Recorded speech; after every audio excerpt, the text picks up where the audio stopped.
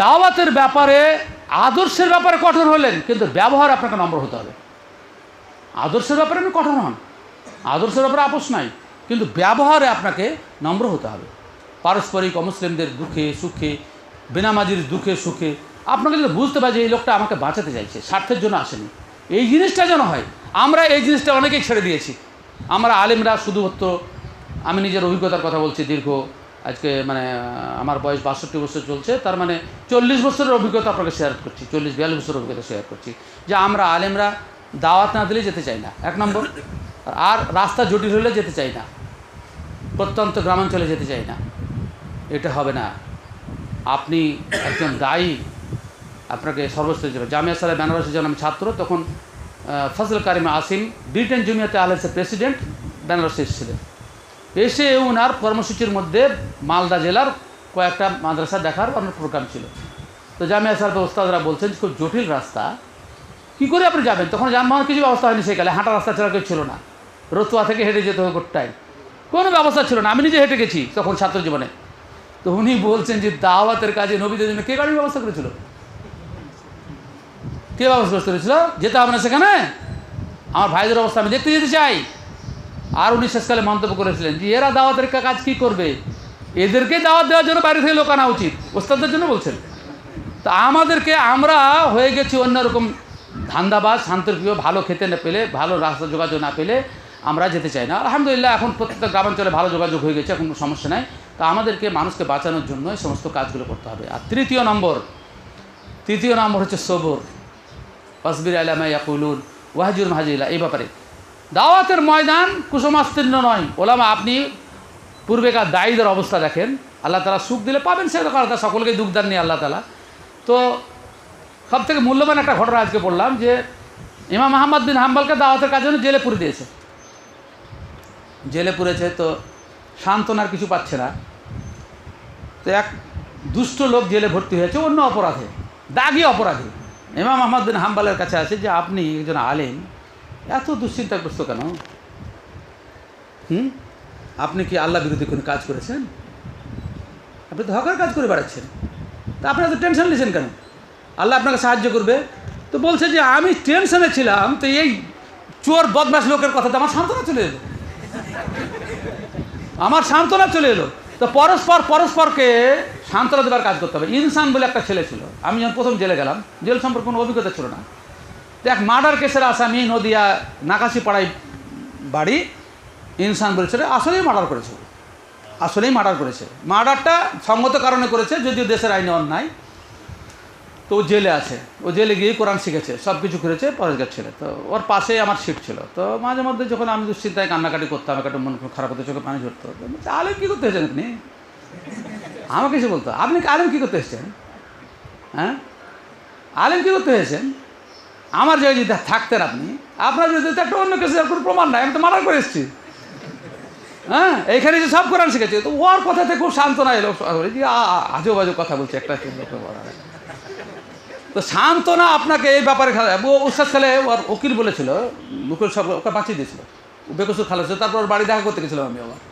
তো ব্যাপারটা হচ্ছে যে আমাদেরকে পরস্পর সান্ত্বনা দিতে হবে। এবং আল্লাহর পথে আমি যখন কাজ করছি, তো তোমার দুশ্চিন্তার কী করছে, এত হতাশ কেন হচ্ছে?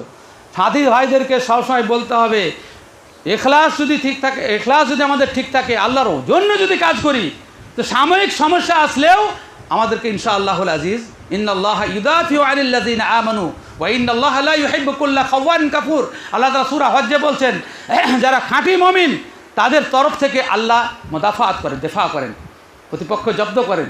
হ্যাঁ, কিন্তু যারা খায়েন আর খেয়ানত করছে, অর্থাৎ তাদের কথার সাথে কাজের মিল নাই, অন্তরের নিয়ত ঠিক নাই, এদেরকে আল্লাহ তাআলা ভালোবাসেন না।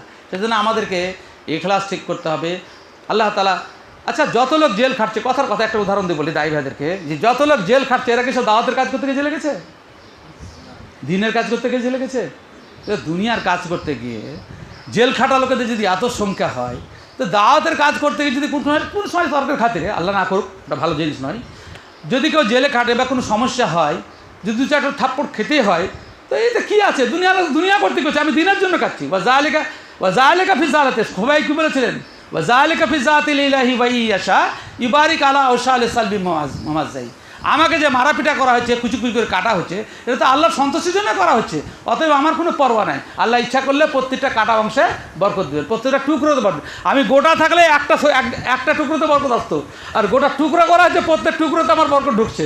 খোবাইব রাদিয়াল্লাহু আল্লাহ তাআলা বলেছেন। তো এইগুলো খালি স্টেজে বর্ণনা করার জন্য না, সাহাবায়ে কেরামদের সিরাত দেখে আমাদেরকে কাজ করতে হবে। যে দাওয়াতের মাঝখানে কাজ করতে গেলে আমরা আজকাল তো আলহামদুলিল্লাহ এখানে এসে যা খাচ্ছি, সকাল থেকে এসে যা খাওয়াতে শুরু করেছে, বলছে কোনদিন পর করে খাওয়াচ্ছে। এখন তো যেখানে যাই ফলমূল দিয়ে অভ্যর্থন করে। দাওয়াতের ময়দানে কাজ করতে এত খেতে পাওয়া যায়, জানলে তো মানুষ আরও বেশি করতো। তো এখন আগে তো সে সময় ছিল না, নিজের খাবার বেঁধে খেতে। তুমি তো আব্দুর রহমান বর্ণনা করছিলে যে কী সমস্যা, উমরপুরে এখন এক থালা ভাত দিতে জানে না। তো কত কষ্ট করে এসেছি, আলহামদুলিল্লাহ এখন পরিবেশ তৈরি হয়েছে, এখন মেজাজ নিয়ে ডেটে ওদেরকে কথা বলতে পারছি। এককালে তো গর্দন ধরে বেরি করে দিচ্ছিলো যে গায়ে মানে না এসে মোড়ল থাকছে, আমাদের একটা জায়গার দরকার ছিল। আলহামদুলিল্লাহ এখন তো আর কোনো সমস্যা নেই, উমরপুরে বড় লোকরা ভয় করে সামনে এসে দাঁড়াতে। তো যাই হোক, ব্যাপারটা যেটা হচ্ছে যে আমাদেরকে দাওয়াতের ময়দানে কাজ করতে হলে আমি কতগুলি কথা বললাম যে আমরা কী কাজ করছি এটার গুরুত্ব প্রথম অবলম্বন করা। যে আমরা সবসময় আমাদের মানে ব্যাংকের খাতা বাড়তে আছে আলহামদুলিল্লাহ। এখানে এই নয় আজকে চেন সিস্টেম বিজনেসে অনেক অভ্যস্ত, যেটা হারাম। কিন্তু এখানে এমন চেন সিস্টেম যে আল্লাহ রাব্বুল আলামিন এমনি সিস্টেম করেছে যে আমার নেকি বাড়তেই থাকছে, যত লোক করবে আমার নেকি পেতেই থাকবে। সুতরাং এরপরে দ্বিতীয় নম্বর হচ্ছে যে দাওয়াতের ময়দান না করলে আল্লাহ তাআলা আযাব গজব আমাদেরকে দিতে শুরু করেছে।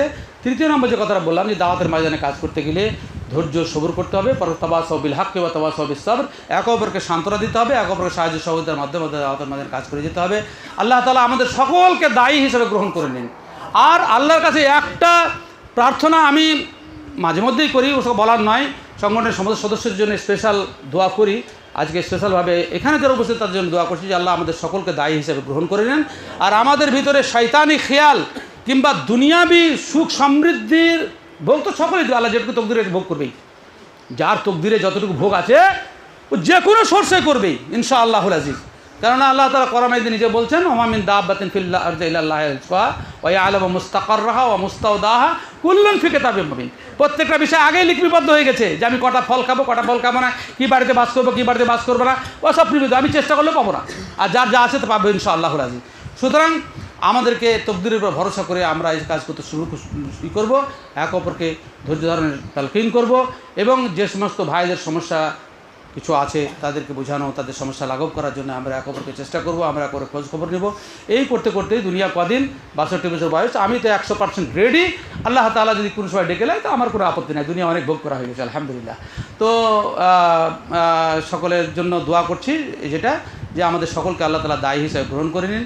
আমাদের ভিতরে যে সমস্ত দুর্বলতা আছে সেগুলোকে দূর করে দেন, শয়তানের অশ্বাসা এবং কুমন্ত্রণ থেকে আমাদের হেফাজত করেন, আমাদের পরিবারকে হেফাজত করেন, এবং আল্লাহ তাআলা আমাদের জিহবাতে আসার বা প্রভাব এবং কথা বলার ঢং আল্লাহ তাআলা শেখান, যাতে আমরা কথা বলে মানুষ বুঝতে পারে, আমাদের কথা গ্রহণ করে। সে তৌফিক আল্লাহ রাব্বুল আলামিন আমাদেরকে দান করেন।